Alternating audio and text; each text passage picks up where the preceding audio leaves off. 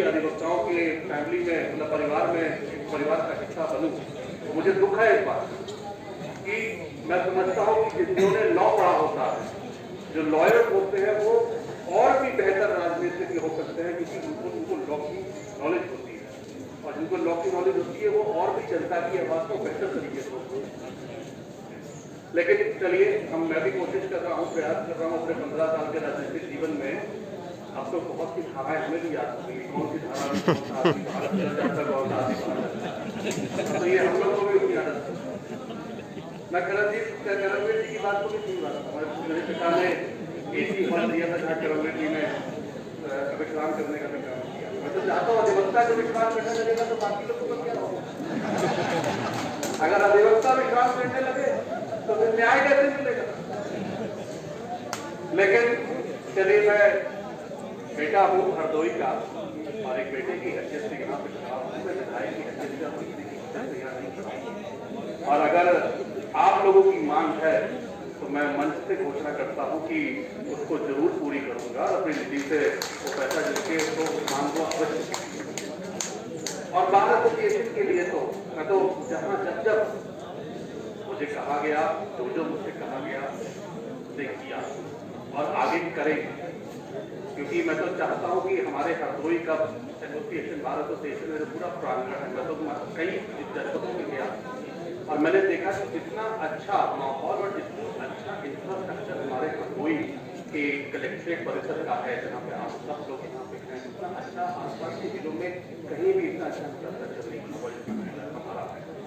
और इसको और भी बेहतर करने के लिए, और भी अच्छा करने के लिए जो सुविधाएं और मिले आपको, वो सुविधाएं देने के लिए मैं जो कुछ भी कर सकता हूँ, मैं हमेशा करता भी रहूँगा। और ये मेरी जिम्मेदारी भी है, क्योंकि आपने मुझे एक जिम्मेदार पद के अंदर बिठाया है, तो एक हरदोई के बेटे की हैसियत से मेरी जिम्मेदारी है, मैं उसको बुलाऊँ। अभी हम लोग बैठे हुए थे मंच पे, हम रामू की बात कर रहे थे, माननीय मुख्यमंत्री जी ने हम लोग को मंडल के सभी माननीय सांसदों, मंडल वाइज मुख्यमंत्री जी समीक्षा भी कर रहे हैं, सबसे बातचीत कर रहे हैं, फीडबैक दे रहे हैं। मैं बात कर रहा था कि इस बार मुख्यमंत्री जी के सामने इस बात को जरूर रखेंगे कि राजकीय जो स्टेट कैपिटल रीजन जो बनाया जा रहा है, नेशनल कैपिटल रीजन के तर्ज पे स्टेट कैपिटल रीजन को बनाया जा रहा है,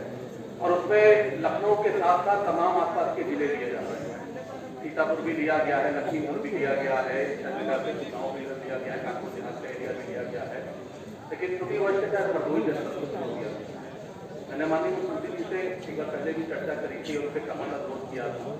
कि हरदोई जो जनपद है वो क्योंकि लखनऊ के करीब भी है और सब भी अपने हमारे हरदोई डिस्ट्रिक्ट में ही है, तो ये बहुत जरूरी है कि हरदोई को स्टेट कैपिटल रीजन में शामिल किया जाए। और एक महत्वपूर्ण जनपद भी है राजनीतिक क्षेत्र देखा जाए। और हम सब लोग भी इस बार जब जाएंगे तो माननीय मुख्यमंत्री जी से सामूहिक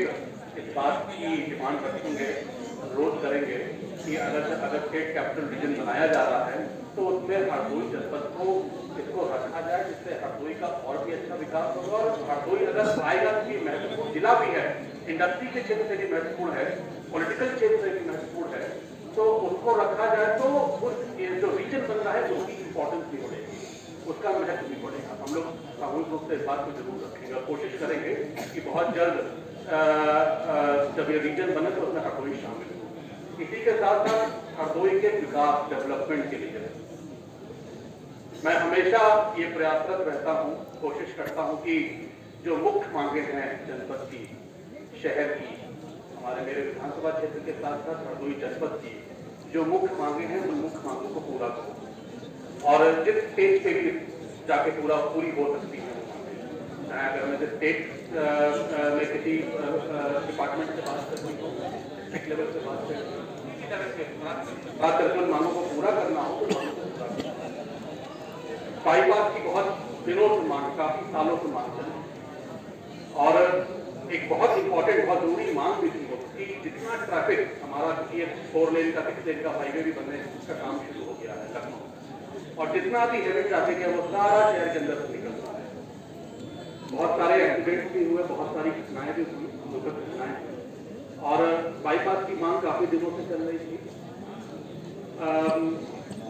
उस पर करना शुरू किया, मैं गडकरी जी से भी मिला था, माननीय जो केंद्रीय परिवहन मंत्री हैं, सड़क परिवहन मंत्री हैं, तो मैंने उनसे भी अनुरोध किया था कि बाईपास एक बहुत आवश्यकता है जनपद की और बाईपास होना चाहिए, जिसका बहुत उन्होंने मुझे आश्वस्त किया था कि बहुत जल्दी उसका काम मैं स्वीकृत करूँगा, उसका काम शुरू होगा। और मुझे खुशी है बताते हुए कि करीब सारी फॉर्मेलिटी पूरी हो चुकी हैं और अप्रैल के महीने से हरदोई बाईपास का काम शुरू हो जाएगा। बहुत जल्दी ये काम खत्म होगा क्योंकि लैंड एक्विजिशन का प्रोसेस चल रहा है। जो किसानों से लैंड अधिग्रहण किया गया है उसका जो मुआवजा है उसको पैसे देने की प्रक्रिया चल रही है और करीब सारी फॉर्मेलिटीज पूरी हो गई। मैं आश्वस्त करना चाहता हूँ अपने हरदोई के ओपिनियन मेकर्स के सामने कि मेरी जहां भी आवश्यकता होगी जनपद के विकास के लिए, जनपद को कैसे आगे बढ़ाना है, जनपद को कैसे